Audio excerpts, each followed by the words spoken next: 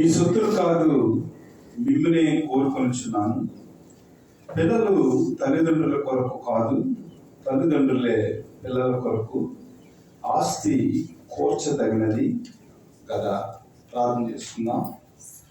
స్తోత్రము మహాగణుడ, పరిశుద్ధుడ, మీ పాదాలకు లెక్కలేని స్తుతి స్తోత్రాలు. గడిచిన కాలమంతా మమ్మల్ని కాచి కాపాడి మీ ప్రేమలో జ్ఞాపకం చేసుకున్నారు. ఈ పునరుద్ధాన దినాన్న నీ వాక్యాన్ని ధ్యానం చేయుచుండగా మీ యొక్క ఆత్మ మాతో ఉంచి మమ్మల్ని బలపరిచి నీ వాక్యం చేత మమ్మల్ని మేము శుద్ధీకరించుకునటానికి సహాయం చేసి నడిపించమని, మీరే ఘనత మహిమ పొందలని ఈ మనవులన్నీ మా ప్రభువైన యేసుక్రీస్తు నామమున అడిగి వేడుకుంటున్నాం పరమ తండ్రి. ఆమేన్. దేవుని బిడ్డలారా, ఈరోజు మన వాక్య సందేశం పేరు ఏమిటంటే పిల్లల ఆత్మల బాధ్యత తల్లిదండ్రులే. పిల్లలను ఆత్మీయ స్థితిలో నడిపించవలసిన బాధ్యత తల్లిదండ్రులే. ఎందుకంటే ఈ రోజున సమాజంలో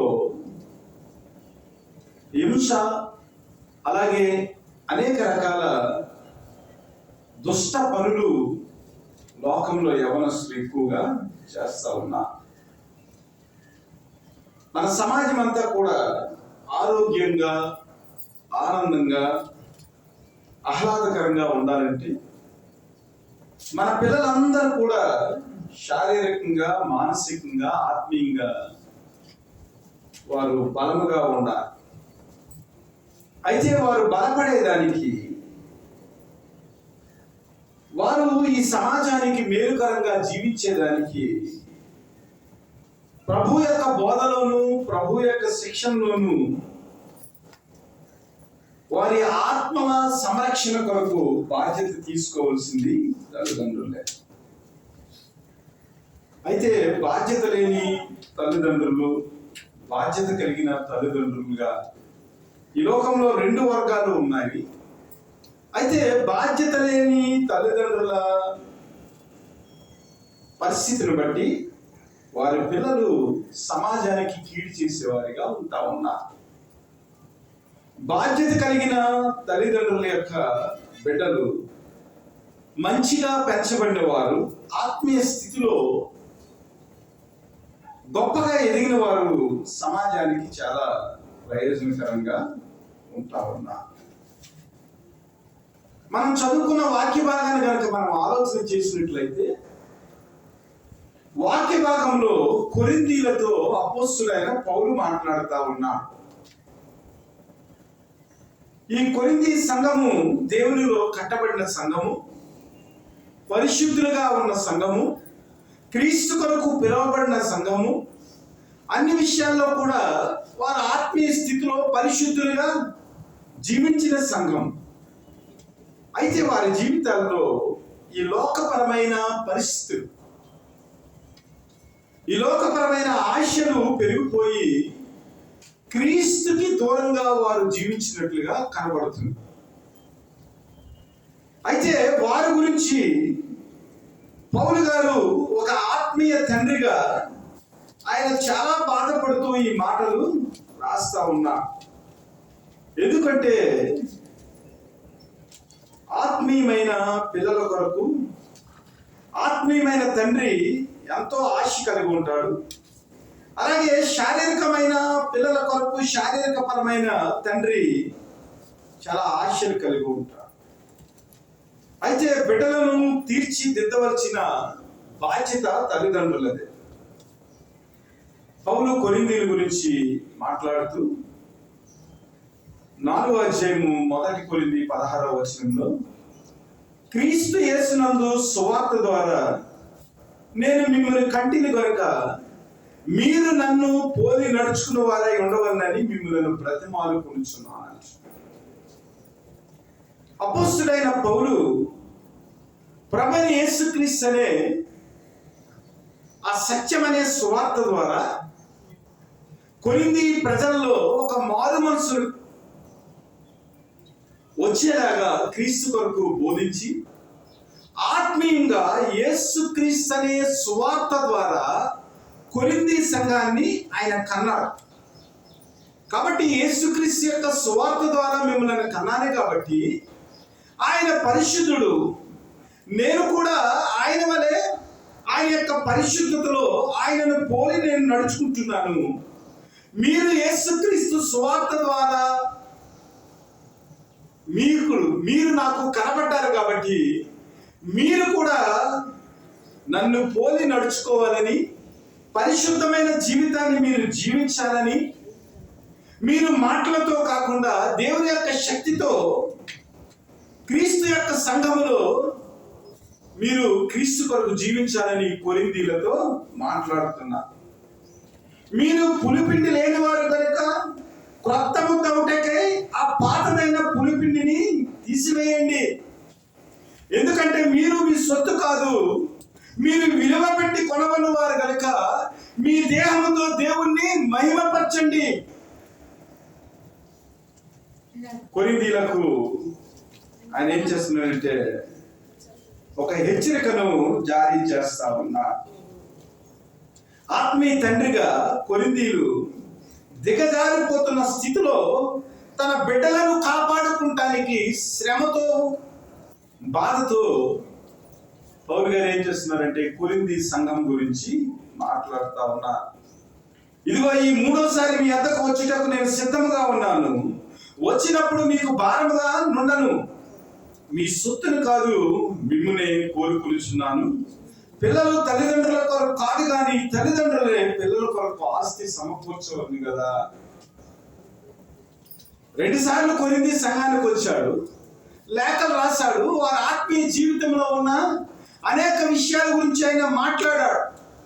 ఇదిగో నేను 3వసారి వస్తున్నాను, మీ ఆత్మీయ తండ్రిగా ఉన్నాను, మిమ్మల్ని యేసుక్రీస్తు యొక్క సువార్త ద్వారా కన్నాను కాబట్టి మీరు విలువ పెట్టి కొనబడిన వారు మీ దేహంతో దేవుణ్ణి మహిమపరిచేలాగా మీ ప్రవర్తనను సరిచేసుకోండి అని ఆత్మీయమైన తండ్రి తన ఆత్మీయమైన బిడ్డల కొరకు ఆయన అందలారుస్తున్నట్లుగా కనబడతా ఉంది.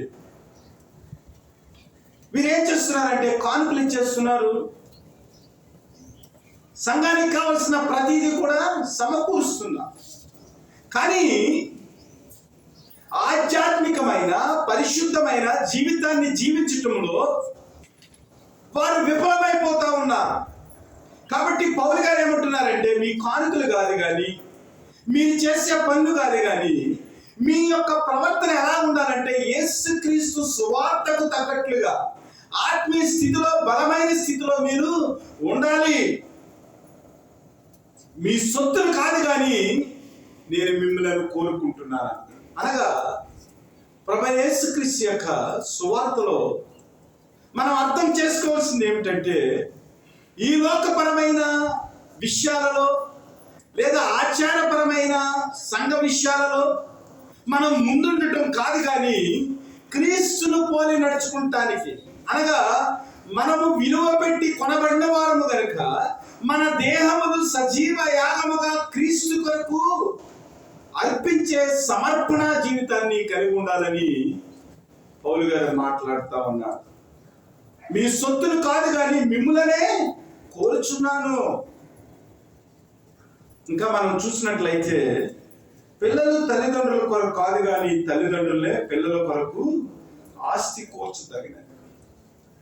అంటే ఇది మన తెలుగు బైబిల్లో ఎలా ఉందో కానీ ఇంగ్లీష్ బైబిల్లో కానీ హిబ్రూ బైబిల్లో కానీ మనం చదివినట్లయితే దాని అర్థం ఎలా ఉందంటే తల్లిదండ్రులు పిల్లల ఎడల, వారి ఆత్మల ఎడల వారు ఆధ్యాత్మికంగా పెరిగేదానికి, ఆత్మలో వారు క్రీస్తుకు దగ్గరయ్యేదానికి వారి యొక్క బాధ్యత అంతా కూడా తల్లిదండ్రులే తీసుకోవాలనేది పౌలు గారి యొక్క ఒక మంచి ఉపదేశం.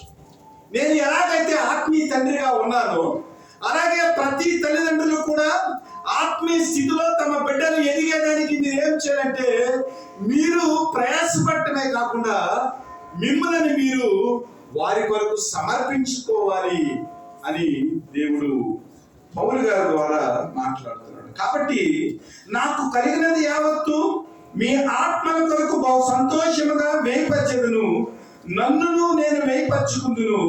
నేను మిమ్మల్ని ఎంత ఎక్కువగా ప్రేమించుచున్నానో అంత తక్కువగా మీరు నన్ను ప్రేమింతురా. మాట్లాడుతూ ఉన్నాడు, ఆత్మీయమైన పిల్లల కొరకు మాట్లాడుతూ ఉన్నాడు. ఈ లోక తల్లిదండ్రులుగా ఉన్న మనము మన పిల్లల ఆత్మల కొరకు, వారు బాగుపడేదాని కొరకు, క్రీస్తులో వారు పునాదులుగా ఉండేదానికి, క్రీస్తులో తమ జీవితాన్ని వారు కట్టుకునేదానికి తల్లిదండ్రులుగా మనము ఎలాంటి బాధ్యతలు కలిగి ఉన్నామనేది ఈ రోజున తల్లిదండ్రులందరూ కూడా ఆలోచన చేయాలి. పౌలు గారు ఏమంటున్నాడంటే, నా ఆస్తి యావత్తును మీ ఆత్మల కొరకు బహు సంతోషముగా వేయపరచెదను, నన్ను నేను కూడా వేయపరుచుకుంటున్నాను. నిజంగా ఈ లోకంలో ఉన్న తల్లిదండ్రులు తమ బిడ్డల కొరకు, తమ బిడ్డలు రక్షింపబడేదానికి, క్రీస్తులో కట్టబడేదానికి ఏ విధమైన కంట్రిబ్యూషన్ మనం ఇస్తున్నాం ఆలోచన చేయాలి. చిన్నప్పటి నుంచి మనం బిడ్డలు పెంచుతా ఉన్నాం. ఇక్కడ పౌలు గారు ఏమంటున్నాడంటే, నన్ను నేను ఖర్చు చేసేసుకుంటున్నాను, అంతేకాకుండా నాకున్నది మొత్తం అంతా కూడా కొరింథీయుల కొరకు బహు సంతోషంగా నేను ఖర్చు పెడుతున్నాను అంటున్నాను. నిజంగా తల్లిదండ్రులుగా మన పిల్లల కొరకు మనం ఎలాంటి రెస్పాన్సిబిలిటీ కలిగి ఉన్నాం? వారు రక్షింపబడేదానికి, క్రీస్తు యొక్క ప్రేమలో వారు కొనసాగేదానికి తల్లిదండ్రులుగా మన బిడ్డల కొరకు ఎలాంటి బాధ్యతను మనం కలిగి ఉన్నామో ప్రతి తల్లిదండ్రులు కూడా అంచనా వేసుకోవాలి. పౌలు గారు అయితే సంఘాన్ని సంపాదించే దానికి ఆయన ఏం చేశారంటే, తనకున్న ఆస్తినంతా ఖర్చు పెట్టి యేసుక్రీస్తు యొక్క సువార్తను చాటి అనేక సంఘాలను నిర్మించిన వ్యక్తిగా కనబడుతున్నాడు. ఆఖరికి తన్ను తాను ఖర్చు పెట్టేసుకున్నాడు. మరి ఈ రోజున తల్లిదండ్రులుగా మన బిడ్డల ఎడల మన బాధ్యత ఏమిటి? బిడ్డలు పెద్ద ఎదిగిన తర్వాత మన మాట వినటం లేదు. బిడ్డలు పెద్ద ఎదిగిన తర్వాత ఈ లోకపరమైన విషయాలలో ఏ విధమైన పవిత్రత వారు చూపించటం లేదు. సమాజానికి కీడుగా వారు నడుచుకుంటా ఉన్నారు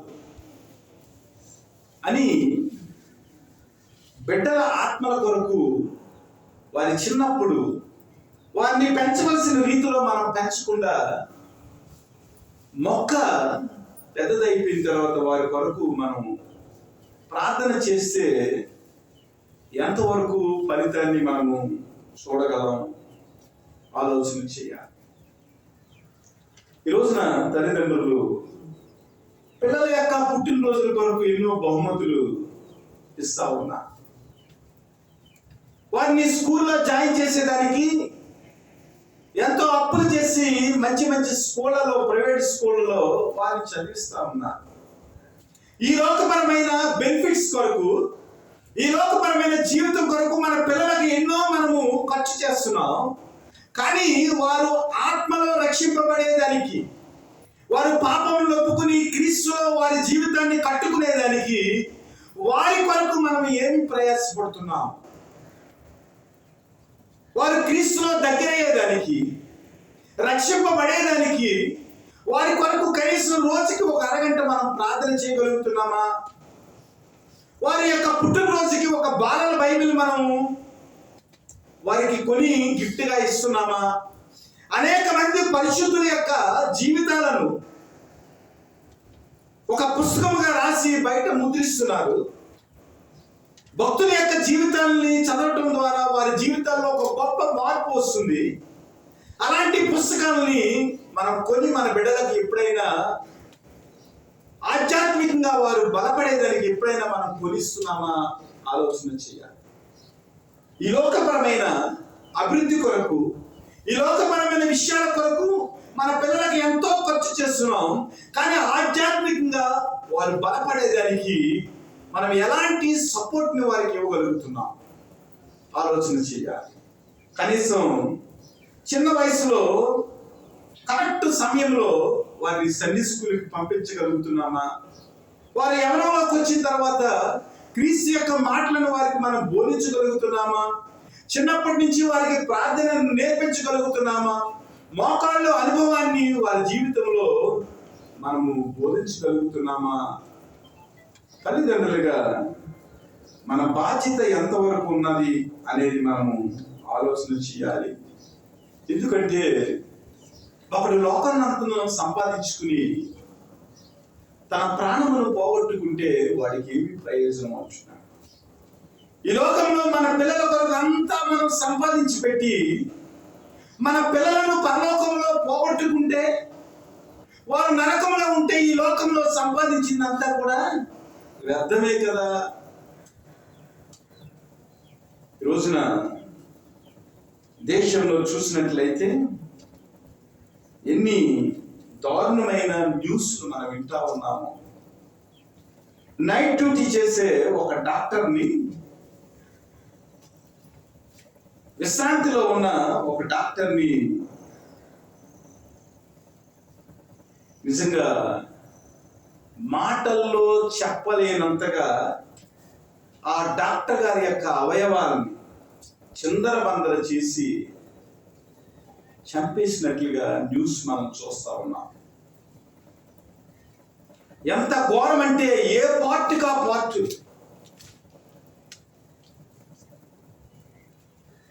మాటల్లో చెప్పలేని పరిస్థితుల్లో ఈ లోకంలోని బిడ్డలు సమాజానికి కీడు చేసేవారిగా ఉంటున్నారు. కాబట్టి తల్లిదండ్రులుగా వారిని పెంచటంలో, క్రీస్తు కొరకు వారిని స్థిరపరచటంలో, నిలబెట్టడంలో తల్లిదండ్రులుగా మన బాధ్యత ఏమిటి? పౌలు గారు ఏమంటున్నాడంటే, ప్రతి తల్లిదండ్రులు కూడా తమ బిడ్డల ఆత్మల కొరకు ప్రయాసపడాలి కదా. ఆత్మల కొరకు మనము ఖర్చు అయిపోవాలి కదా అని మాట్లాడుతూ ఉన్నా. సమూయేలు రాసిన మొదటి గ్రంథము, సమూయేలు రాసిన మొదటి గ్రంథము 2వ అధ్యాయం. ఇక్కడ ఒక తల్లిని మనం చూస్తా ఉన్నాం. ఆ తల్లి పేరు హన్నా. ఆ తల్లి పేరు హన్నా. ఆ తల్లి తన కుమారుణ్ణి మందిరంలోనికి ప్రతిష్ఠించింది. చాలా కాలము ఆమె గొడ్రాలుగా ఉంది. దేవుని దగ్గర ప్రార్థన చేసింది, మొరపెట్టింది, ఎలుగెత్తి ఏడ్చింది. ప్రభా, నీ ఒక కుమారుణ్ణి ఇస్తే ఆ కుమారుణ్ణి నీకు ప్రతిష్ఠిస్తానన్నది. దేవుడు కుమారుణ్ణి ఇచ్చాడు. ఆ కుమారుణ్ణి యెహోవాకు ప్రతిష్ఠించిన తర్వాత బాలుడైన సమూయేలు దేవుని యొక్క మందిరంలో సేవ చేస్తా ఉన్నా. అయితే ప్రతి ఏటా కూడా హన్నా తన కుమారుడైన సమూయేలుని చూసేదానికి, దేవుణ్ణి ఆరాధించేదానికి షిలోహు మందిరానికి వెళ్తా ఉన్నప్పుడు 2వ అధ్యాయం 18వ వచనంలో మనం చూస్తా ఉంటే, బాలుడైన సమూయేలు నారతో నేయబడిన ఏఫోదు ధరించుకుని యెహోవాకు పరిచర్య చేయుచుండెను. వాని తల్లి వానికి చిన్న అంగి ఒకటి కుట్టి ఏటేటా బలి అర్పించుటకు తన పరిమితితో కూడా వచ్చినప్పుడు దాన్ని తెచ్చి వారికి ఇచ్చుచూ వచ్చాడు. ఆలోచన చేయండి. హన్నా తన కుమారుడైన సమూయేలుని ఎలాగ పెంచింది? అసలు ఎలాగ పెంచితే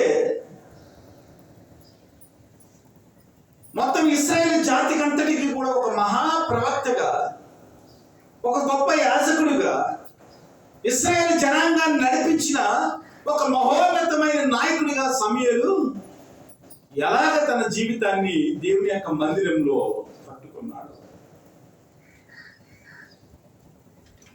ఇక్కడ హన్నా ఏటైనా కూడా షిలోహు మందిరానికి వెళ్ళి దేవునికి బలి అర్పిస్తూ ఉండేది. అర్పిస్తూ ఉన్నప్పుడు సమూయేలుకి ఏమి బహుమతి పట్టుకెళ్ళింది? బాలుడైన సమూయేలు నారతో నేయబడిన ఏఫోదుని ధరించుకుని యెహోవాకు పరిచర్య చేయుచుండెను. వాని తల్లి వానికి చిన్న అంగి ఒకటి కుట్టి ఏటేటా బలి అర్పించుటకు తన పెరుగుడితో కూడా వచ్చినప్పుడు దాన్ని తెచ్చి వానికి ఇచ్చుచుండెను. ఏఫోదును ధరించుకున్నాడు. ఏఫోదును ధరించుకున్న యాజకుడుగా తయారవుతున్న సమయానికి ఏం చేసిందంటే తన తల్లి ఆ ఏఫోదు మీద అంగీని బహుమతిగా ప్రజెంట్ చేస్తాము. మరి ఈ రోజున తల్లిదండ్రులుగా మన పిల్లలకు ఏమి మనం బహుమతులు ఇస్తా ఉన్నాం? చిన్నప్పటి నుంచి వారికి గమనించామనుకోండి, వాడి యొక్క మైండ్ సైకలాజికల్గా ఒకలాగా పెరుగుతూ ఉంటుంది. అలాగే మన పిల్లలకు మనం ఇచ్చే బహుమతులను బట్టి వారి జీవితంలో వారి యొక్క ప్రవృత్తి పెరుగుతూ ఉంటుంది.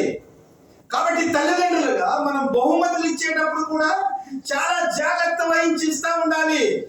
సమయాలు యాజకుడిగా పరిచయం చేస్తూ ఉన్నాడు, అంగీని ధరించుకుని ఉన్నాడు, ఏఫోదుని ధరించుకుని ఉన్నాడు. కాబట్టి తన కుమారుడైన సమయాలు ఒక నిజమైన యాజకుడిగా, ఇశ్రాయేలును నడిపించే నాయకుడిగా, అనేక మందికి ఆశీర్వాదకరంగా ఉండేదానికి నిజమైన యాజకుడి యొక్క ప్రవృత్తి తన జీవితంలో మెరుగుపడాలని ఆ యోపేదికి తగ్గట్టుగా మరి యాజకుడికి సంబంధించిన అంగీ కొని తెస్తూ ప్రతి ఏటా తన కుమారుడికి బహుమతి ఇచ్చింది.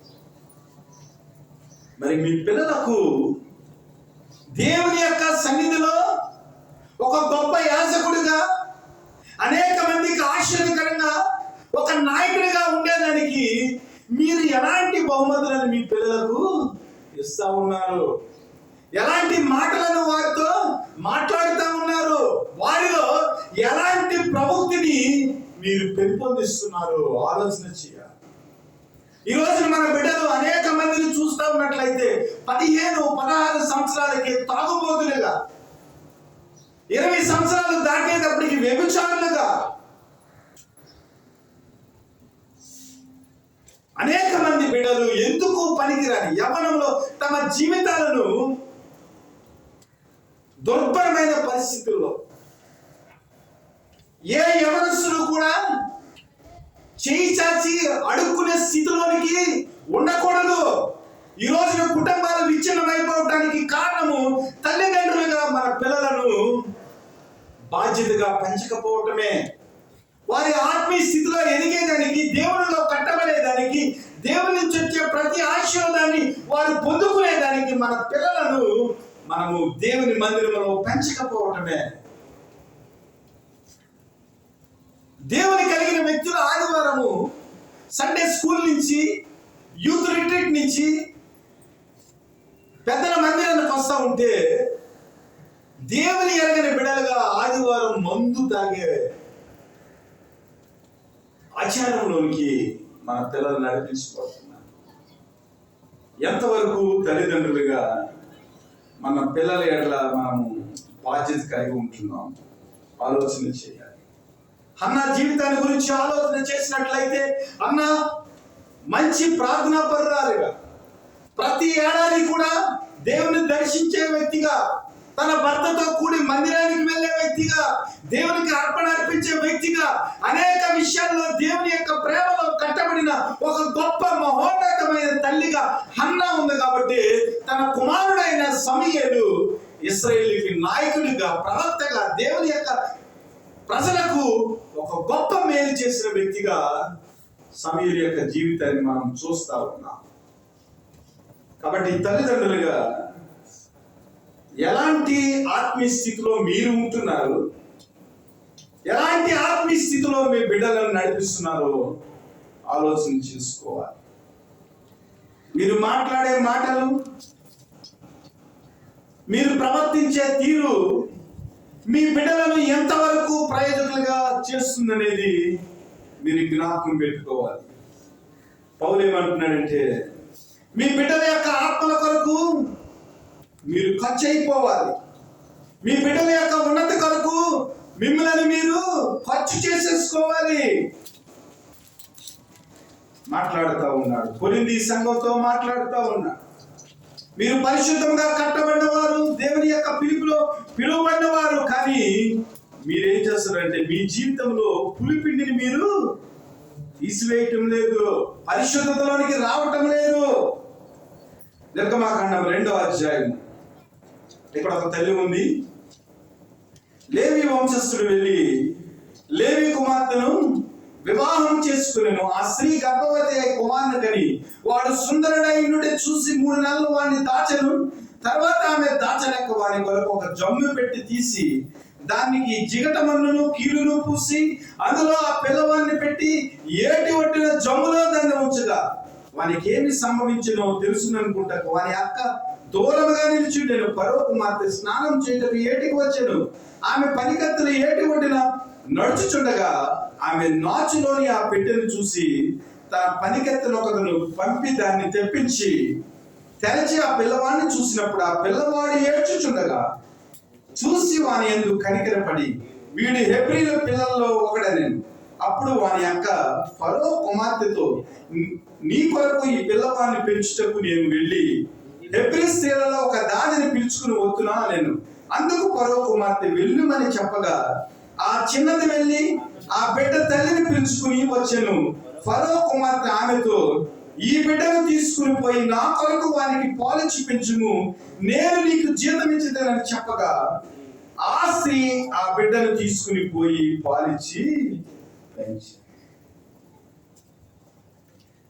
ఐగుప్తులో ఇశ్రాయేలీలందరూ కూడా ఎక్కువ జనాంగం అయిపోతున్నారని ఫరో ఏం చేశాడంటే ఐగుప్తు పిల్లలను పురుటిలో ఉండగానే చంపేమని మంత్రసానులకు ఒక ఆజ్ఞ ఇచ్చాడు.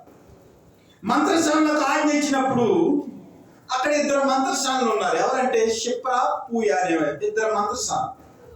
మోషే పుట్టినప్పుడు ఏం చేశారంటే వాళ్ళు ఆ బిడ్డను చంపకుండా బ్రతకనిచ్చారు.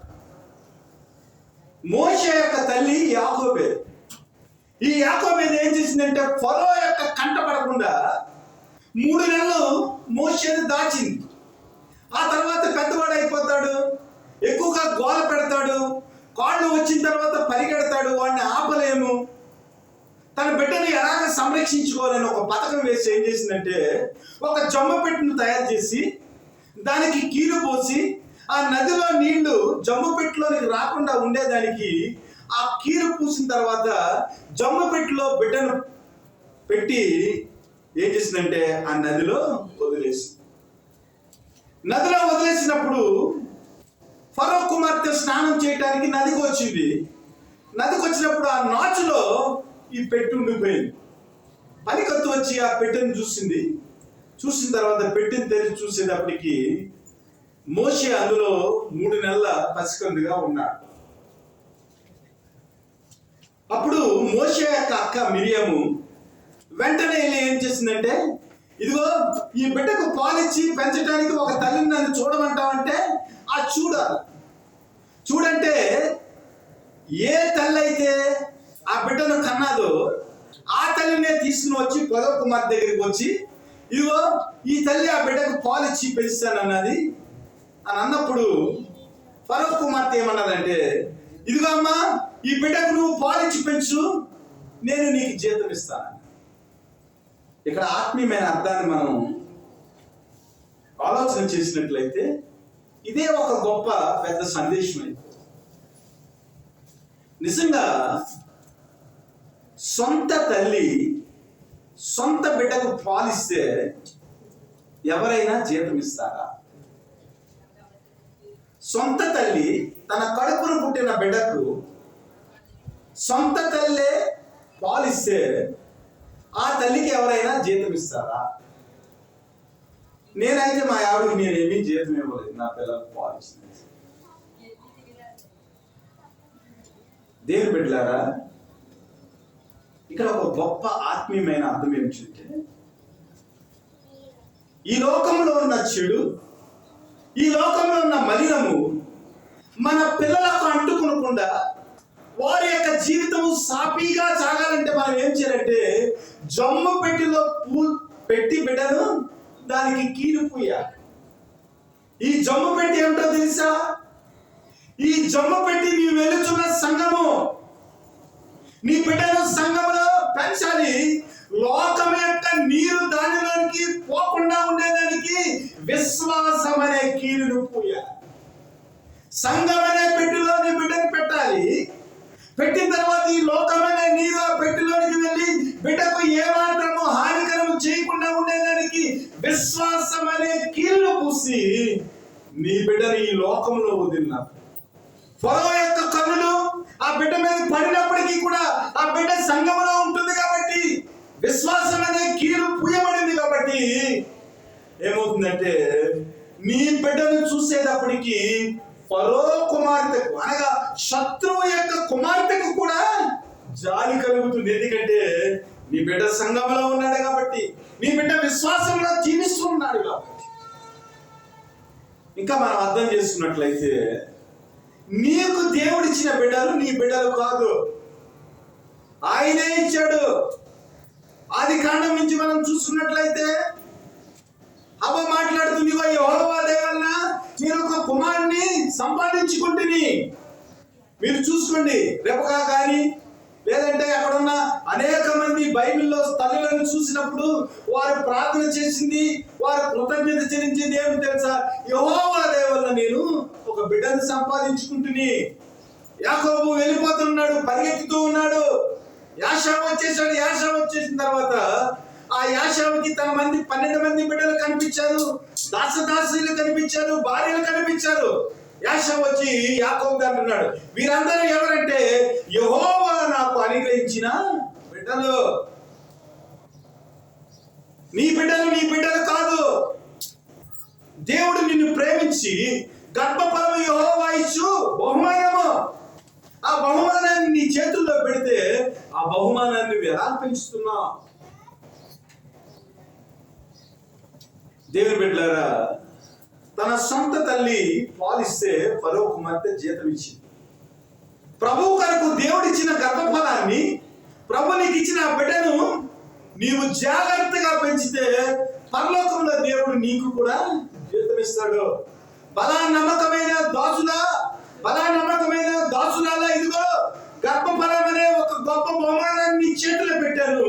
ఈ బహుమానాన్ని నా కొరకు నువ్వు విశ్వాసంతో పెంచావు, సంఘంలో పెంచావు కాబట్టి నీవు పాలిచ్చి పెంచినందుకు నేను నీకు జీతం ఇస్తున్నానని ప్రభువు అక్కడ నీకు జీతం ఇస్తాడు. ఎవరి క్రియలు చెప్పుకున్న వాడికి సిద్ధపరచబడిన జీతము నా యొద్ద ఉన్నది అని చెప్తున్నాడు. కాబట్టి మన జీవితంలో దేవుడిచ్చిన ఆ గర్భఫలాన్ని, దేవుడిచ్చిన బహుమానాన్ని క్రీస్తు కొరకు నువ్వు ఎలాంటి పాలతో పెంచుతున్నావు? వాక్యం అనే పాలను తాగిస్తా ఉన్నావా? పేతురు అంటాడు, ఇదిగో వాక్యం యెహోవా ఉత్తముడని రుచి చూసి ఎరిగినేడాల మీరు వాక్యం అనే పాలతో మీరు నీ జీవితాన్ని ఎదిగింప చేసుకోండి అంటున్నాడు. నీ బిడ్డకు నువ్వు ఏం చెప్తున్నావు? ప్రతిరోజు ఒక అరగంట కూర్చోబెట్టి దేవుని యొక్క మాటలు నువ్వు చెప్పగలుగుతున్నావా? విశ్వాసాన్ని నీవు పెంపొందించగలుగుతున్నావా? ఆలోచన చేయాలి. మన బిడ్డల కొరకు మనం ఎలాగ ప్రయాసపడుతున్నాం? మన బిడ్డలు చేయి దాటిపోయిన తర్వాత మనం ఏడ్చే కంటే మన జీవితంలో క్రీస్తు కృప ఉండగానే దేవుని యొక్క ప్రేమను తెలుసుకునే వారిని ఎలాంటి తల్లిదండ్రులుగా వారి ఆత్మల బాధ్యత మనం కలిగి ఉన్నాము ఆలోచన చేయాలి. రాజుల గ్రంథము ఎలాగ పాలించి పెంచిందో ఒక తల్లిని చూపిస్తాను. రాజుల గ్రంథము 2వ రాజుల గ్రంథము 18వ అధ్యాయము 2 నుంచి మనం చదివినట్లయితే, అతడు ఏలన ఆరంభించినప్పుడు 25 ఏళ్ల వాడే యెరూషలేము నందు 29 సంవత్సరములు ఏలేను. అతని తల్లి జకరియా కుమార్తె, ఆమెకు అబి అని పేరు. తన పితరుడైన దావీదు చేసినట్లు అతడు యెహోవా దృష్టికి పూర్ణముగా నీతిని అనుసరించెను. ఉన్నత స్థలములను కొట్టివేసి విగ్రహములను పగలగొట్టి దేవతా స్తంభములను పడగొట్టి మోషే చేసిన ఇత్తడి సర్పమును చిన్నాభిన్నములుగా చేసింది. దానికి ఇశ్రాయేలీయులు నెహుష్టాన్ అని పేరు పెట్టి దానికి ధూపం వేచి వచ్చింది. అప్పుడు ఇశ్రాయేలు దేవుడైన యెహోవా యందు విశ్వాసం ఉంచిన వాడు, అతని తర్వాత వచ్చిన యోధా రాజులలో, అతని పూర్వీకులైన రాజులలో అతనితో సమమైన వాడు అప్పుడు లేడు. అతడు యెహోవాను హత్తుకుని ఆయనను వెంబడించుటలో వెనుక తీయక ఆయన మోషేకు ఆజ్ఞాపించిన ఆజ్ఞలన్నింటినీ గైకొనుచుండెను. కావున యెహోవా అతనికి తోడుగా ఉండెను. తాను వెళ్ళిన చోటనెల్లా అతడు జయము పొందెను. ఇక్కడ తల్లి ఎవరంటే జకరియా కుమార్తె, ఆమె పేరు అబి. ఆమె పేరు ఏంటంట? అబి. దేవుని యొక్క యాజకుడి యొక్క కుమార్తె, వాక్యము తెలిసిన కుమార్తె. తన కుమారుడు రాజు అయ్యాడు.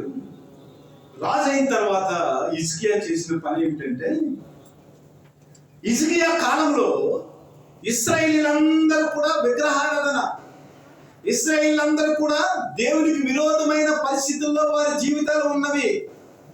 ఎలాగైతే కొరింథీయుల యొక్క జీవితం ఎలాగైతే ఉందో, అలాగే ఇక్కడ ఇశ్రాయేలు జీవితం కూడా హిజ్కియా కాలంలో వారు విగ్రహారాధన చేస్తూ విగ్రహాలకి మొక్కుతూ అరణ్యంలో మోషే చేసిన ఇత్తడి సర్పానికి వారు దూపాలు వేస్తూ రకరకాలుగా దేవుని నుంచి తిరిగిపోయిన వ్యక్తులుగా కనపడతా ఉన్నారు.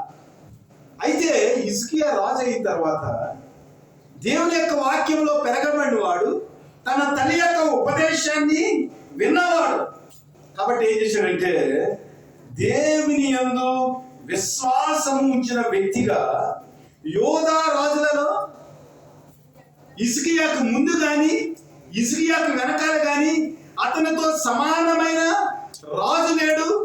ఎంత గొప్ప రాజు అంటే అన్ని పరిస్థితుల్లో కూడా దేవుని హత్తుకుని ఆయనను వెంబడించట్లో వెనుక తీయక ఆయనకు మోషే ఆజ్ఞాపించిన ఆజ్ఞలన్నిటినీ కూడా గైకొనిన ఒక గొప్ప రాజుగా, ఒక గొప్ప కుమారుడిగా హిజ్కియా ఉన్నాడు.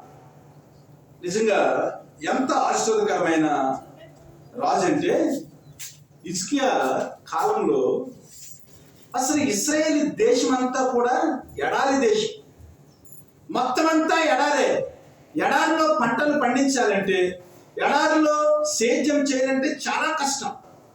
ఈ హిజ్కియా రాజు ఎంత తెలివైనడంటే, ఇంచుమించు 1300 సంవత్సరాల క్రితమే, ఇప్పటి నుంచి లెక్కేస్తే 1300 సంవత్సరాల క్రితమే యెరూషలేముకి ఆయన ఏం చేశారంటే అండర్ గ్రౌండ్ డ్రైనేజ్ వాటర్ సిస్టాన్ని కనిపెట్టాడు.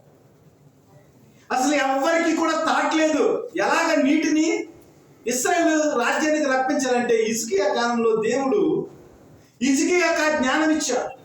అసలు ఇశ్రాయేల్ దేశం అంతా కూడా ఎడారి దేశం, కానీ హిజ్కియా దేవుణ్ణి హత్తుకుని ఉండటం వల్ల, హిజ్కియా దేవుని యొక్క వాక్యంలో పెరగటం వల్ల, హిజ్కియా దేవుని యొక్క సమస్త ఆజ్ఞలను గైకుంటం వల్ల దేవుడు ఆ జ్ఞానాన్ని ఇచ్చాడు. కాబట్టి హిజ్కియా కారణంగా అప్పుడు ఇశ్రాయేల్ దేశానికి వాటర్ వచ్చింది.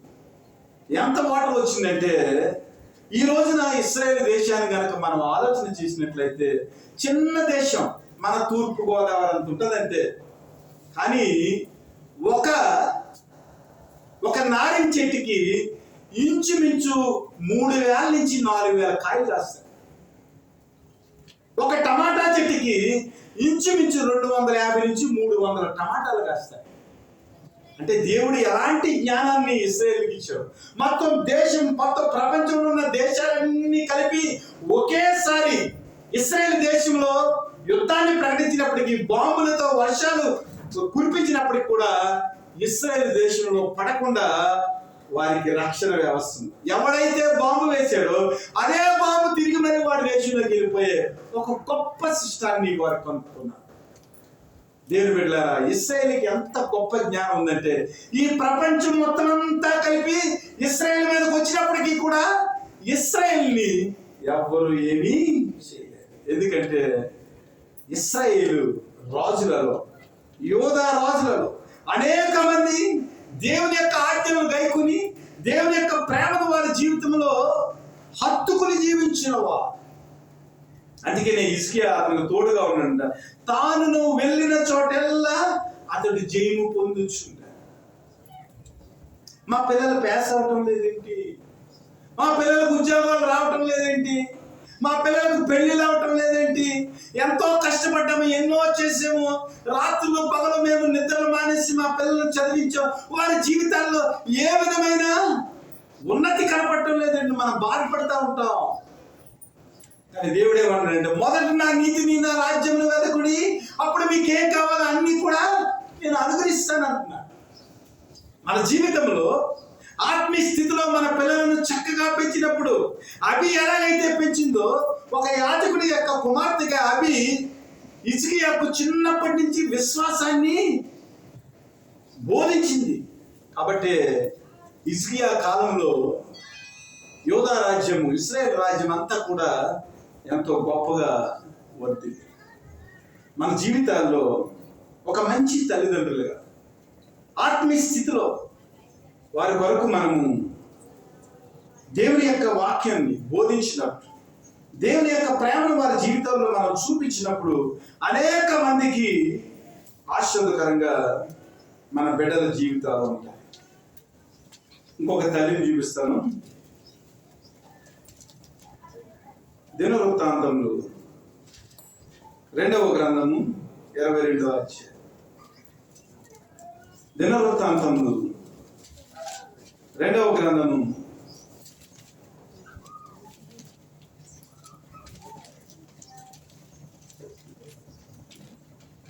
22వ అధ్యాయం 2 నుంచి 5 వచనం. ఆహాజా యాగం ఆరంభించినప్పుడు 42 ఏండ్ల వాడ యెరూషలేములో 1 సంవత్సరం ఏలెను. అతని తల్లి ఒమ్రీ కుమార్తె, ఆమె పేరు అతల్యా. దుర్మార్గముగా ప్రవర్తించుటకు అతని తల్లి అతనికి నేర్పుచూ వచ్చెను గనుక అతడు ఆహాబు సంతతి వారి మార్గమునందు నడిచెను. ఆహాబు సంతతి వారి వల్లనే అతడు యెహోవా దృష్టికి చెడు నడత నడిచెను. అతని తండ్రి మరణమైన తరువాత వారు అతనికి ఆలోచనకర్తలై అతని నాశనమునకు కారకులై. ఈ తల్లి అలాంటిది గుర్తుపెట్టుకోండి. పేరు అతల్యా. పేరెవరో? అతల్యా. ఎంత చెడ్డ తల్లైనా తన బిడ్డలు మంచి మార్గంలో నడవాలని, మంచి పరిస్థితులు కలిగి ఉండాలని కోరుకుంటారు ఏ తల్లైనా, ఏ తండ్రి అయినా. కానీ ఈ అతల్యా ఒమ్రీ కుమార్తె అంట దుర్మార్గముగా ప్రవర్తించుటకు అతని తల్లి అతనికి నేర్పుచూ వచ్చెను గనుక అతడు ఆహాబు సంతతి వారి మార్గములందు నడిచెను. ద వరస్ట్ మదర్ అన్నమాట. ఎంత వరస్ట్ అంటే తన కుమారుడట దుర్మార్గముగా ప్రవర్తించడానికి నేర్పుతూ వచ్చిందట. ఈ కుమారుడు ఏం చేశాడంటే ఆహాబు యొక్క మార్గములందు నడిచాడు. ఆహాబు భార్య ఎవరు? యెజబెల్. మహా దుర్మార్గురాలు. దేవుని యొక్క ప్రవర్తనను కనపడిన వారిని కనపడినట్లు చంపించిన మహా దుర్మార్గురాలు యెజబెల్. యెజబెల్ యొక్క భర్త ఆహాబు. ఈ ఆహాబు దేవుని యొక్క వంశంలో పుట్టినవాడే, ఇశ్రాయేలు రాజే. కానీ ఆ యెజబెల్ని చేసుకుంటాం వల్ల, పరాయి స్త్రీని చేసుకుంటాం వల్ల తన జీవితంలో ఆత్మీయ స్థితిని కోల్పోయి ఏం చేశారంటే దేవుని యొక్క భక్తులను, దేవుని యొక్క బిడ్డలను వారు ఏం చేశారంటే హింసించు మొదలు పెట్టారు. నాబోతు ద్రాక్ష తోటను వారు ఆశించి వారు ఏం చేశారంటే తప్పుడు సాక్ష్యం పెట్టి దేవుని కుమారుడైన నాబోతును తప్పుడు సాక్ష్యంతో చంపించేశారు. అలాంటి దుర్మార్గమైన ఇశ్రాయేలు రాజు ఎవరైనా ఉన్నారంటే, ఇశ్రాయేలు రాణి ఎవరైనా ఉన్నారంటే యెజబెలు, అలాగే ఆమె భర్త అయిన ఆహాబు. అయితే దేవుడు ఎవరిని ఊరుకోడు. ప్రతి వారు చేసిన క్రియలను బట్టి వారికి జీతం ఉంటుందని చెప్పాడు. వెంటనే ప్రవక్తను పంపించేందుకు ఆహాబు వీరందరూ కూడా చాలా దుర్మార్గంగా ఉన్నారు. వారు కొన్ని రోజుల్లో వేశ్యలు స్నానం చేసే ఆ రేవు దగ్గర యెజబెలు యొక్క రక్తము, ఆహాబు యొక్క రక్తము కుక్కలు నాపుతాయి. ఆహాబుని రాజు గుర్రంతో తొక్కిచ్చేస్తే ఏమైంది తెలుసా?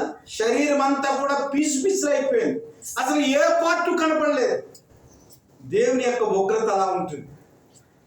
దేవుని బిడ్డలారా, మన బిడ్డలు దేవుని యొక్క ఉగ్రతకు ఏమాత్రం పాత్రులు కాకుండా కేవలము దేవుని యొక్క ప్రేమలో నడిపించమనే దానికి తల్లిదండ్రులుగా, తల్లులుగా ముఖ్యంగా మీరు ఒక హన్నా వలె, ఒక యాకోబేదు వలె, ఒక అబీ వలె మీ బిడ్డలను మీరు పెంచాలి. ఇక్కడ అతల్యా ఏం చేసిందంటే తన కుమారుణ్ణి దుర్మార్గంగా పెంచడానికి పూనుకుందంట. వాడేం చేశాడంటే ఆహాబు మార్గంలో నడిచాడు. మన జీవితంలో మన పిల్లలను నడిపించే విషయంలో వారి ఆత్మల కొరకు మనం ఎంత బాధ్యత కలిగి ఉన్నాం, వారి కొరకు వారి ఆత్మీయ స్థితి కొరకు మనం ఏమి ఖర్చు పెడతా ఉన్నాం. దేవుని బిడ్డలారా, చాలా జాగ్రత్తగా ఉండాలి. ఎందుకంటే ఉండే కొద్ది కూడా లోకము మారిపోతా ఉంది. లోకంలో పరిస్థితులు మారిపోతా ఉన్నాయి. ప్రభువుకి దూరంగా అయిపోయి అనేక రకాల పరిస్థితులు మన జీవితాల్లో వచ్చేస్తూ ఉన్నాయి. కాబట్టి ఆత్మీయ తండ్రులుగా ఉన్న మేము కూడా, పాస్టర్స్ కూడా మీ కొరకు మేము చాలా త్యాగాలు చేయాలి. అలాగే శారీరక తల్లిదండ్రులుగా ఉన్న మీరు కూడా మీ బిడ్డలను దేవుళ్ళలో పెంచేదానికి మీరు కూడా ఖర్చు అయిపోవాలి. అవసరమైతే వారి కొరకు మనమే కన్నీరు కార్చి దేవుని యొక్క కృపలో వారిని కట్టేవారిగా, వారి జీవితాలను బలపరిచేవారిగా మనం ఉండాలనేది దేవుని యొక్క వాక్యం. సామెతల గ్రంథము 22వ అధ్యాయము 6వ వచనం. బాలుడు నడవలసిన త్రోవను వానికి నేర్పుము, వాడు పెద్దవాడైనప్పుడు దాని నుండి తొలగిపోడు. బాలుడు నడవలసిన త్రోవను వానికి ఏం చేయాలంట? నేర్పాలంట. బాలుడు నడవలసిన త్రోవను వాడికి నేర్పాలంటే తల్లిదండ్రులుగా ముందర మీరు నేర్చుకోవాలి కదా. నేర్పేవాడు నేర్చుకోకుండా ఎలా నేర్పుతాడండి? అసలు నువ్వు బైబిల్ చదవకుండా, నువ్వు మోకాళ్ళు వేసి ప్రార్థన చేయకుండా నీ పిల్లలు ఎందుకు మోకాళ్ళు వేస్తారండి?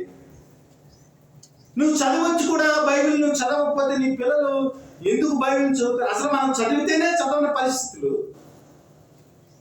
అలాంటి పరిస్థితుల్లో నీ బిడ్డలు ఎలాగ ఆత్మీయ స్థితిలో ఎదుగుతారు? ఎలాగ వారి జీవితాన్ని కట్టుకుంటారు? అసలు నువ్వు బోధించకుండా, దేవుని యొక్క మార్గాన్ని నువ్వు బోధించకుండా, దేవుని యొక్క సన్నిధికి నీవే రాకుండా ఉంటే నీ బిడ్డలు దేవుని యొక్క సన్నిధిలో ఎలా పెరుగుతారు? వాడు పెద్దవాడైనప్పుడు దాని నుంచి తొలగిపోకుండా ఉండాలంటే తల్లిదండ్రులుగా ముందర నువ్వు ప్రాక్టీస్ చేయాలి. అసలు నీకే ప్రాక్టికల్ లైఫ్ లేదు, నీకే ప్రార్థనా జీవితం లేదు, నీకే వాక్యాన్ని ధ్యానం చేసే జీవితం లేదు. ఎప్పుడు కూడా ఈ లోకపరంగా అటు ఇటు తిరుగుతూనే మా పని. నిజంగా నీ బిడ్డల కొరకు, నీ కుటుంబం కొరకు 24 గంటలు దేవుడిస్తే 1 గంట దేవుని పాదాల చెంత ఎలుగెత్తి బ్రతిమాలేదానికి, ఎలుగెత్తి మొదలెడేదానికి, బహు వినయముగా ఆయన సన్నిధిని కూర్చుని కన్నీరు కార్చేయడానికి నీకు నిజముగా గుండె మీద చెప్పి 1 అరగంట కూడా సమయం లేదా నీ కుటుంబం గురించి ప్రార్థించేదానికి, నీ బిడ్డల యొక్క ఉన్నతి గురించి ప్రార్థించేదానికి కనీసం 10 నిమిషాలు నీకు సమయం లేదా? బాలుడు నడవలసిన త్రోవను వానికి నేర్పము, పెద్దవాడైనప్పుడు దాని నుంచి వాడు తొలగిపోడు. సామెతలు 19వ అధ్యాయం 18వ వచనం. బుద్ధి వచ్చినని నీ కుమారుని శిక్షింపుము, అయితే వాడు చావవలనని. వాడు తప్పు చేసినప్పుడు మనం శిక్షించగలుగుతున్నామా? దేవుని బిడ్డలారా, తల్లిదండ్రులు శిక్షించకపోతే, వాడి జీవితంలో మార్పు రాకపోతే, దేవుడు శిక్షించినప్పుడు మరలా నువ్వు అడ్డు తగిలేదానికి చాయిస్ ఉండదు. అదే అధ్యాయంలో 20వ అధ్యాయంలో 11వ వచనంలో ఒక మాట ఉంటారు. బాలుడు సైతము తన నడవడి శుద్ధమైనదో కాదో, యథార్థమైనదో కాదో తన చేష్టల వలన తెలియచేయండి. షారోన్ చిన్నోడు అనుకుంటున్నా, కౌశల చిన్నోడు అనుకుంటున్నా కదా. కానీ మన బిడ్డలను మనం గమనించినప్పుడు వారు చేస్తున్న చేష్టలను బట్టి, వారు నడుస్తున్న నడవడికను బట్టి, వారు చేస్తున్న పనులు చెడ్డవో మంచివో మనం గమనిస్తే, అనగా మన బిడ్డల ఎడల మనకు శ్రద్ధ ఉండి వారు ఏమి చేస్తున్నారో మనం గమనించగలిగితే వాడు ఏ మార్గంలో ఉన్నాడో మనకు అర్థమైపోతుంది. అర్థమైనప్పుడు మనం ఏం చేయాలంటే, నిజముగా తప్పు చేస్తే బుద్ధి వచ్చినని నీ కుమారుణ్ణి శిక్షింపుము. తోటకూర తెచ్చాడంట, తల్లి ఏమో అనలేదంట. ఉరుకమ్మం ఎక్కినప్పుడు వాళ్ళ తల్లిని పిలిచి అన్నాడంట, నేను తప్పు చేసినప్పుడు నువ్వు చెప్పలేదే తల్లి, ఈరోజు నా ఉరుకమ్మం ఎక్కుతున్నానని నోటిలో ఉమ్మేసాడంట తల్లి నోటి. ఎందుకంటే మన బిడ్డలు దేవుడు ఎంత ప్రేమమయ్యాడో చూడండి. అయితే వాడు చావవల్లని కోరవద్దు, వాడికి బుద్ధి వచ్చేలాగా మీరు శిక్షించాలి. వాడు ఏ మార్గాన్ని నడుస్తున్నాడో ఆలోచన చేయాలి. వాడు మాట్లాడే మాటలు, వాడు చేసే చేష్టలు ఇవన్నీ కూడా శుద్ధమైనవో పరిశుద్ధమైనవో కావో మనం తెలుసుకుని దానికి తగ్గట్టుగా మన పిల్లలకి ఏం చేయాలి, మనం ట్రీట్మెంట్ ఇవ్వాలి. అంతేగాని వాడిని చంపేమని కాదు. వాడు బాగుపడేదానికి మనం ఏం చేయాలి, బోధించాలి. వాడు బాగుపడేదానికి వాడిని శిక్షించాలి. కాబట్టి పిల్లలారా, మీ పిల్లల వైఖరి ఎలా ఉందో మీరేం చేయాలి, గమనించాలి. గమనించినప్పుడు వారి జీవితంలో ఉన్న ప్రతి తప్పును కూడా మనం సరిదిద్ది క్రీస్తు యొక్క మార్గంలోనికి వారిని నడిపించేదానికి మనకు వీలవుతుంది. ఎఫెసీలకు రాసిన పత్రిక 6వ అధ్యాయము 4వ వచనం. ఎఫెసీలకు రాసిన పత్రిక 6వ అధ్యాయం 4వ వచనం. తండ్రులారా, మీ పిల్లలకు కోపం రేపక ప్రభు యొక్క శిక్షలోను బోధలోను వారిని పెంచుడి. కోపం రేపకుండా అక్కడ ఏమన్నాడు, ఒక ఇన్స్ట్రక్షన్, వారు చావాలని మీరు అనుకోవద్దు కానీ వారిని శిక్షించాలి. ఇక్కడ ఏమన్నాడు, మీ పిల్లలకు కోపం రేపక ప్రభు యొక్క శిక్షలోను బోధలోను వారిని పెంచుడి. మళ్ళా ఇక్కడ తల్లిదండ్రులకు వారిని ప్రభు యొక్క బోధ, ప్రభు యొక్క శిక్ష మన జీవితాల్లో మనకు తెలిస్తే మన పిల్లలకు మనం బోధించగలం.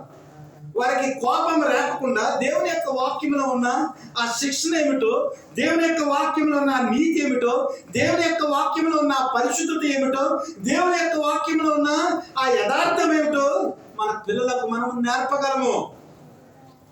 కాబట్టి తల్లిదండ్రులుగా ముందర మనము నేర్చుకోవాలి. నేర్చుకున్న తర్వాత వారికి బోధించినట్లయితే వారు హిజ్కియా వలె, ఒక సమూయేలు వలె, ఒక దావీదు వలె దేవుని యొక్క ప్రేమలో వారు ముందుకు కొనసాగటానికి దేవుడు సహాయం చేస్తాడు, వారికి తోడై ఉంటాడు. విలాప వాక్యములు 2వ అధ్యాయం 19వ వచనం. విలాప వాక్యములు 2వ అధ్యాయం 19వ వచనం. నీవు లేచి రేయి మొదటి జామున మొరపెట్టుము, నీళ్లు కుమ్మరించినట్లు ప్రభు సన్నిధిని నీ హృదయమును కుమ్మరించు. నీ పసి పిల్లల ప్రాణం కొరకు నీ చేతులను ఆయన తట్టు ఎత్తుము. ప్రతి వీధి మగను ఆకలి కొని వారు మూర్ఛిల్లుచున్నారు అంటున్నారు. దేవుని బిడ్డలారా, ప్రతి వీధిలో మన పిల్లలను చూస్తూ ఉన్నట్లయితే వారు ఏ పరిస్థితిలో ఉన్నారో మనకు తెలుస్తూ ఉంటారు. వారు ఏ వీధిలో ఉన్నారో, ఎలాంటి ఆకలి ఉందో, ఎలాగ వారు మూర్చపోతున్నారో, ఎలాగ తూలుతున్నారో వారిని మనం గమనించినప్పుడు వారి యొక్క జీవితాలు మనకు అర్థమవుతాయి. వారి జీవితాల్లో దేవుని యొక్క కృప వచ్చేదానికి మనం ఏం చేయాలంట, నీవు లేచి రేయి మొదటి జామున మొదలుపెట్టుము, నీళ్లు కుమ్మరించినట్లు ప్రభు సన్నిధిని నీ హృదయమును కుమ్మరించు. నీ పిల్లలు నీ చేతిలో నుంచి దాటిపోకముందే, నీ పిల్లలు నీ ఇంట్లో నుంచి వెళ్ళిపోకముందే, నీ పిల్లలు ఎలాంటి పరిస్థితుల్లో వారు జీవిస్తున్నారో, నీ చేయి దాటిపోయి ఏ సందుల్లో ఏ వీధి మగను వారు ఉంటా ఉన్నారో ఆ స్టేజ్ రాకముందే నువ్వేం చేయాలట? నీవు లేచి రేయి మొదటి జామున మొరపెట్టుము. మొరపెట్టేటప్పుడు ఎలా ఉండాలంటే, నీళ్లు కుమ్మరించినట్లు ప్రభు సన్నిధిని నీ హృదయమును కుమ్మరించు. నీ పసి పిల్లల ప్రాణము కొరకు నీ చేతులను ఆయన తట్టు. ఉందా ఈ అనుభవం తల్లిదండ్రులుగా మనకి?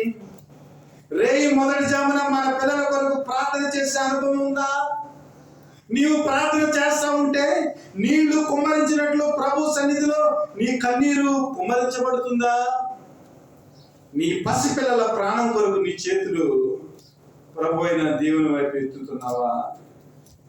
ఎలాంటి ఆధ్యాత్మికమైన ఎక్స్పీరియన్స్ మన జీవితాల్లో మనం కలిగి ఉన్నామో ఆలోచన చేయాలి. దేవుని బిడ్డలారా, పౌలు బాధపడతా ఉన్నా. కొరింథీ సంఘం యొక్క పరిస్థితులు మారిపోతా ఉన్నాయి. కొరింథీ సంఘంలో విచ్చలవిడితనం పెరిగిపోతా ఉంది. ఎంత విచ్చలవిడితనం అంటే, ఒకడంట తన తండ్రి యొక్క భార్యతో సాంగత్యం చేస్తా ఉన్నాడు. పౌలు గారు ఆత్మీయ తండ్రిగా కొరింథీ యొక్క పరిస్థితి తెలుసుకుని ఏడుస్తా ఉన్నాడు. బిడ్డలారా, మీ ఆస్తిని నేను కోరటం లేదు కానీ మిమ్మల్ని నేను కోరుచున్నాను.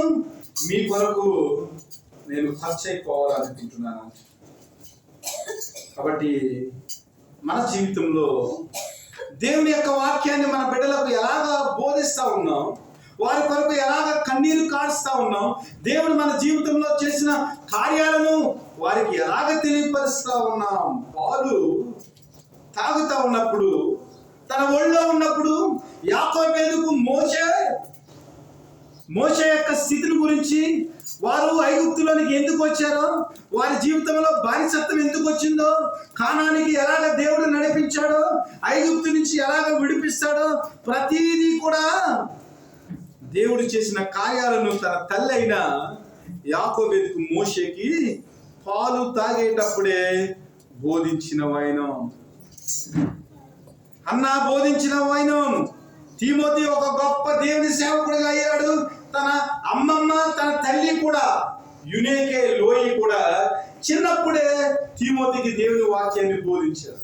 దేవుడు ఎలాంటి కార్యాలు చేశాడో, దేవుని యొక్క ప్రేమ ఏమిటో తిమోతికి తన అమ్మమ్మ, తల్లి కూడా బోధించినందువల్ల తిమోతి పౌలు దగ్గర ఒక గొప్ప దైవ సేవకుడిగా, అనేక మందిని రక్షణలోనికి నడిపించిన యవనస్తుడిగా తిమోతి జీవితం కనబడుతుంది.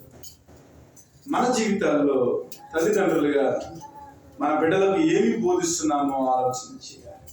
78వ కీర్తన 4వ వచనం నుంచి మనం చూసినట్లయితే, యెహోవా స్తోత్రార్హ క్రియలను, ఆయన బలమును, ఆయన చేసిన ఆశ్చర్య కార్యములను దాచకుండా వాటిని వారి పిల్లలకు మేము చెప్పేది. రాగల తరములలో పుట్టబోవు పిల్లలు దాన్ని ఎరిగినట్లును, వారు లేచి తమ పిల్లలకు దాన్ని వివరించినట్లును, వీరును దేవుని యందు నిరీక్షణ గలవారై దేవుని క్రియలను మరువకయండి, యథార్థవంతులు కాక దేవుని విషయమై స్థిర మనసు లేని వారే తమ పితరుల వలె తిరుగుబడకయు మూర్ఖతయు తిరుగుబాటు గల ఆ తరమును పోలి ఉండకయు, వారు ఆయన ఆజ్ఞలను గైకొన్నట్లు ఆయన యాకోబు సంతతికి శాసనములను నియమించెను, ఇశ్రాయేలు సంతతికి ధర్మశాస్త్రమును అనుగ్రహించెను. మన పితరులు తమ పుత్రులకు దానిని తెలుపవలనని వారికి ఆజ్ఞాపించెను.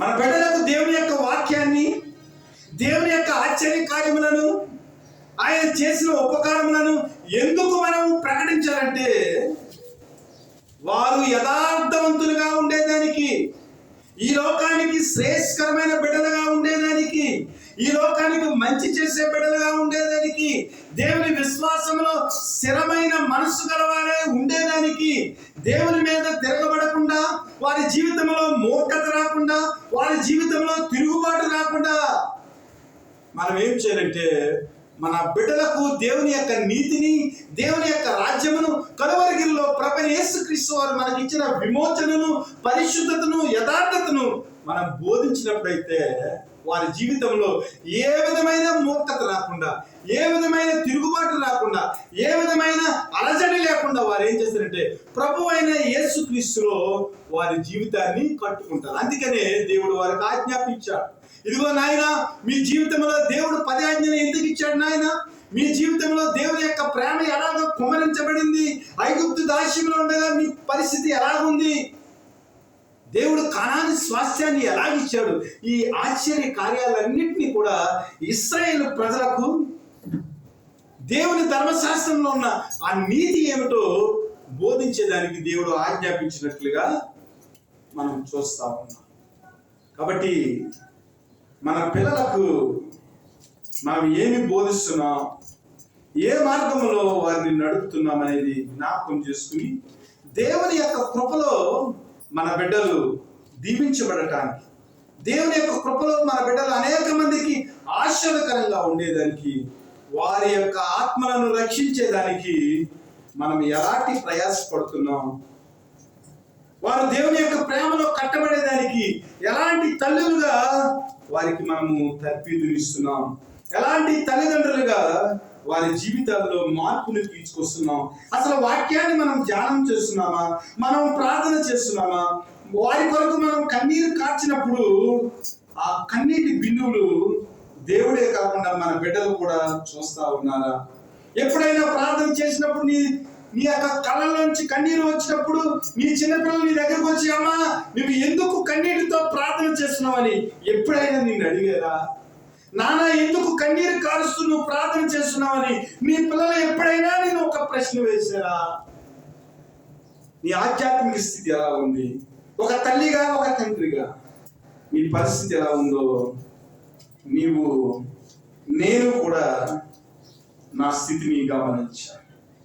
ద్వితీయోపదేశకాండం 6వ అధ్యాయం 4వ వచనం నుంచి మనం చూసినట్లయితే, ఇశ్రాయేలు వినుము, మన దేవుడని యెహోవా అద్వితీయుడగు యెహోవా నీ పూర్ణ హృదయముతోను నీ పూర్ణ ఆత్మతోను నీ పూర్ణ శక్తితోను నీ దేవుడని యెహోవాను ప్రేమింపవలెను.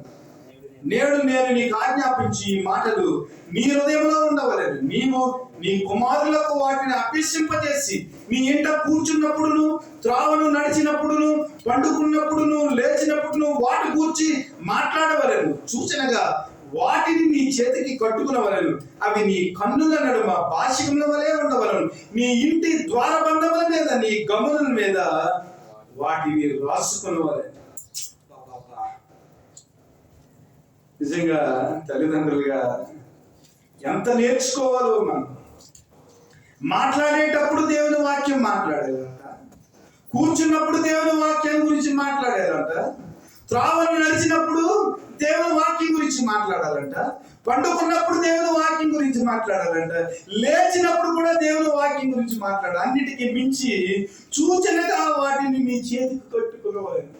అనగా దేవుని యొక్క వాక్యాన్ని తల్లిదండ్రులుగా మనము ప్రవర్తిస్తున్నట్లు మన క్రియల ద్వారా మన బిడ్డను గమనించాలి. అంతేగాని దేవుని వాక్యాన్ని ఒక స్టిక్కర్ని చేతి కట్టుకుని ఇదిగో దేవుని వాక్యాన్ని స్టిక్కర్ని చేతి కట్టుకున్నానని కాదు. దేవుని యొక్క వాక్యాన్ని నీవు పాటిస్తున్నట్లు నీ కుమారులు గ్రహించినట్లుగా నీ క్రియలు ఉండాలి. అది నీ చేతికి కట్టుకున్నామంటే. అవి నీ కన్నులు ఎదుట కన్నుల నడుమ బాసికం వలె ఉండవలెను. అంటే నువ్వు మాట్లాడుతూ ఉంటే, నువ్వు ప్రార్థన చేస్తూ ఉంటే నీ నొసటి మీద దేవుని యొక్క వాక్యం కనపడాలి. వారు ఆత్మీయ కన్నులతో నీ బిడ్డలు నీ అంతరంగంలో ఉన్న దేవుని యొక్క శుద్ధతను, దేవుని యొక్క యథార్థతను, దేవుని యొక్క నీతిని వారి నీ కన్నుల నడుమన్న భాష్యం మీద వారు చూడగలిగిన ఆత్మీయ స్థితులు నీవు ఉండాలి. నువ్వు మాట్లాడుతుంటే ఏ మాటలు మాట్లాడుతున్నావు, నువ్వు పండుకున్నప్పుడు ఏం మాటలు మాట్లాడుతున్నావు, నువ్వు లేచినప్పుడు ఏం మాటలు మాట్లాడుతున్నావు, అసలు నువ్వు ఏమి చదువుతున్నావు, నీ ఇంటి ద్వారబంధముల మీద నీ కమ్ముల మీద వాటిని రాసుకున్నావు. దేవుని బిడ్డలారా, మన క్రియలు, మన ప్రవర్తన సమస్తము కూడా దేవుణ్ణి హత్తుకుని జీవించే జీవితాన్ని మన పిల్లల ముందు మనం ప్రజెంట్ చేయగలం. మన తల్లులు మన తండ్రులే ఆధ్యాత్మిక స్థితిలో మనం వెనకబడి ఉంటే మన బిడ్డలు ఎలాంటి పరిస్థితుల్లో ఉంటారో ఆలోచన చేయాలి. కాబట్టి దేవుడు మనల్ని అడుగుతున్నాడు, what is our contribution to our children? మన పిల్లల కొరకు మనము ఎలాంటి శ్రమను మనం ప్రదర్శించగలుగుతున్నాం? మన పిల్లలకు మనం ఏమి ఇవ్వగలుగుతున్నాం? దేవుని బిడ్డలారా, ప్రభు అయిన దేవుడు పరమ తండ్రి అయి ఉండి కలువరిగిలో మన కొరకు తన చివరి రక్తపు బిందువును కూడా మన కొరకు ఇచ్చాడు. మనల్ని పాపం నుంచి విడిపించేదానికి ఆయన పాపముగా చేయబడి మన కొరకు కలువరిగిలో తన చివరి రక్తపు బిందువును కూడా ఆయన ఖర్చు చేసి ఆఖరికి తన ప్రాణాన్ని కూడా ఇచ్చి మనల్ని విమోచించి తన కుమారులుగా చేసుకున్నాడు. మరి ఈ లోకపరమైన తల్లిదండ్రులుగా నీ కుమారుల విమోచన కొరకు, నీ కుమారుల ఆధ్యాత్మిక స్థితి కొరకు నీ పరమ తండ్రి అయిన యేసుక్రీస్తులాగా నీ బిడ్డల కొరకు నువ్వు ఖర్చు అవుతున్నావా? నీ పరమ తండ్రి తన ప్రాణాన్ని ఇచ్చాడు. నీ బిడ్డల నీతి కొరకు, నీ బిడ్డల యథార్థత కొరకు దేవునిలో వారు తమ జీవితాన్ని కట్టుకునేదానికి what is your contribution? Our heavenly father give up his life on the cross. Calvary శిలువలో తన ప్రాణాన్ని ఇచ్చేసాడండి పరమ తండ్రి. ఈ లోక తల్లిదండ్రులుగా నీ కుమారుల కొరకు నువ్వేం చేస్తున్నావు? నీ బిడ్డల కొరకు నువ్వేం చేస్తున్నావు? పౌలు గారు అంటున్నాడు, ఇదిగో మీ కొరకు నాకున్నదంతా నేను వేయపరుచుకున్నాను, ఆఖరికి నా జీవితాన్ని కూడా మీ కొరకు నేను ఖర్చు పెట్టేస్తున్నా. తల్లిదండ్రులే కదా పిల్లల కొరకు అన్ని సమకూర్చాలి. ఏం సమకూరుస్తున్నా? మన ఇంట్లో ఏ పుస్తకాలు ఉన్నవి? ఎప్పుడైనా ఒక బైబిల్కి సంబంధించిన పుస్తకాన్ని, ఒక జాన్ వెస్లీ పుస్తకాన్ని, ఒక అగస్టిన్ పుస్తకాన్ని, ఒక సెయింట్ జేవియర్ పుస్తకాన్ని, ఒక భక్తుల యొక్క చరిత్ర ఎప్పుడైనా ఒక 10 రూపాయలు ఇచ్చి నువ్వు ఖర్చు చేసి ఒక దేవుని భక్తుని యొక్క జీవిత చరిత్ర కొని నీ బిడ్డ చేత చదివించావా? ఒక భక్తుడు అంటాడు, నా తల్లి చేసిన ప్రార్థన కన్నిటిలో నేను ప్రభు పాదాల దగ్గరికి కొట్టుకుని వచ్చాను అంటున్నాడు. వాళ్ళ తల్లట తెల్లవారుజామునే లేచి ప్రార్థన చేశానట తన కుమారుడు కొరకు. ఆ కన్నీటి ప్రవాహంలో అతని జీవితము కలువరి శిలువ దగ్గరికి వచ్చిందట. జాన్ వెస్లీ గారు 14 మంది సంతానం అండి. 14 మంది కొరకు 14 బిడ్డల మీద చేతులేసి ప్రార్థన చేసింది తల్లి. నీ కొడుకు జీవితం బాలేదు, నీ కుమార్తె జీవితం బాలేదు, నీ పిల్లల జీవితాలు బాలేదు. ఎప్పుడైనా నీ కొడుకు మీద చేసి మోకాళ్ళు వచ్చి, ప్రభా నా కొడుకు జీవితం లాగా అయిపోయింది ప్రభా, నా కుమార్తె జీవితం లాగా అయిపోయింది ప్రభా, ఇదిగో నా తల్లి జీవితం లాగా అయిపోయింది ప్రభా, నా బంధువుల జీవితాలు ఎలాగ అయిపోయింది ప్రభు అని ఎప్పుడైనా కన్నీరు కార్చి వారి కొరకు వారి చేతులు వారి బెడ్ల దగ్గర చేతులు వేసి ప్రార్థన చేసేవా? నా బిడ్డలు ఉన్నతిలోకి రావాలి, నా బిడ్డలు ప్రయోజనకరంగా ఉండాలి అని కోరుకుంటమే కాదు, నీ జీవితంలో దేవుడు బోధించినట్లుగా నీ కన్నుల నడుమ దేవుని వాక్యము బాసికం వలె ఉందా? ఆలోచన చేయండి. నీ గౌనుల దగ్గర దేవుని వాక్యం నీ ఇంటి ద్వారబంధం. నేను ఒక విశ్వాస ఇంటికి వెళ్ళాను అనుకోండి, కరెక్ట్గా ఫోన్ చేయకుండా వెళ్ళాను అనుకోండి, అక్కడికి వెళ్ళేవాడికి వారు చెత్త మాటలు మాట్లాడుకుంటారు. అసలు దేవుని మాట్లాడు. గౌనుల దగ్గరికి వెళ్ళేటప్పటికి వారి నోట్లో చెత్త మాటలు ఉంటాం. అందుకని పాస్టర్ గారు మేము ఏం చేస్తామంటే, ఎవరన్నా ఇంటికి వెళ్ళినప్పుడు తలుపు కొట్టి వెళ్తాం. నేను తలుపు కొట్టుకు వెళ్ళకుండా సడన్గా వెళ్ళిపోయామనుకో, వారు అలాంటి పరిస్థితుల్లో ఉన్నారు.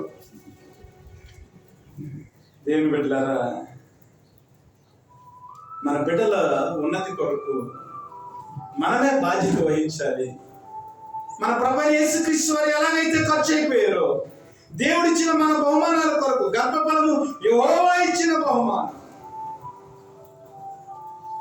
దేవుని బిడ్డలారా, ఆయన ఇచ్చిన బహుమానాన్ని ఆయన కొరకు పెంచేవారిగా మన బిడ్డలను తీర్చిదిద్ది క్రైస్తవ బిడ్డలు ఈ లోకానికి వెలుగని, క్రైస్తవ బిడ్డలు ఈ లోకానికి జ్యోతులని తల్లిదండ్రులుగా మన మనసులను, మన జీవితాన్ని మనం మార్చుకుని మన బిడ్డలకు మాదిరికరంగా ఉంటూ దేవుని కృపలో వారిని పెంచేవారిగా ఉండాలని, అట్టి కృప తల్లిదండ్రులైన మీ అందరికీ దేవుడు అనుగ్రహించి తన ప్రేమలో బలపరచాలని ఈ మాటలు మన వినికిడిలో దేవుడు దీవించి ఆస్వాదించును గాక.